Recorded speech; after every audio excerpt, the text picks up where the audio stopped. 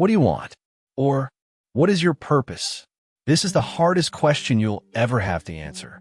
And it's also the most important question you'll ever face. Because without an answer, you're not just confused. You're lost. Most people go their entire life without ever really answering it. They wake up, eat, work, scroll, sleep. And they repeat it for years without stopping once to ask if any of it actually means something. It's like running toward a destination with no map at all. Today, I'm going to show you how to find your purpose in life and how to actually work toward it. From your first day of school until you're almost 60 years old, you've been asked the same confusing question. What are you going to do for a living? Is it something you love? Something you're good at? Something that makes money? Or something the world actually needs? The Japanese have a term that's called Ikigai. It roughly translates to a reason for being, or more simply, a reason to wake up in the morning. It's not a hack, not a 5-minute trick. It's a way of looking at your life through 4 simple questions, shown as 4 overlapping circles. And where all 4 answers meet, you get your Ikigai, your purpose, your goal, your reason for waking up in the morning. The first circle is simple. What do you love doing? Not what looks impressive. Not what your parents wanted. Not what gets the most likes. What do you actually love? Think back to before you cared what anyone thought of you. What did you do for hours without getting bored? And I'm not talking about an addiction that you just enjoy. I mean that thing you love doing with your complete will.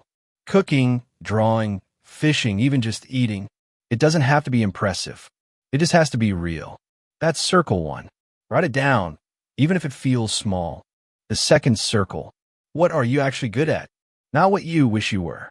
What you are really good at right now. What do people come to you for? The thing that feels easy to you, but hard for most people. Something you do with excellent quality, and that also feels easy for you. Editing, football, martial arts, listening, explaining things simply.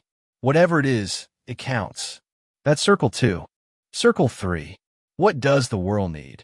This isn't about being a hero or saving the planet. It's smaller than that, but just as effective. What problem do you notice that other people walk past? What do you wish existed or wish was fixed? The thing that the people around you struggle with and that you could help with. That's circle 3. The fourth circle is the practical one. What can you be paid for? This is where a lot of dreams die too early because people only ever look at this circle. They chase money without checking if it overlaps with what they love or what they're good at. And that's how you end up successful on paper and empty on the inside. The goal isn't to ignore this circle. The goal is to make sure it overlaps with the other 3. Here's the real lesson of Ikigai. You don't need one circle. You need the overlap. What you love and what you're good at. That's your passion. What you're good at and what you can be paid for.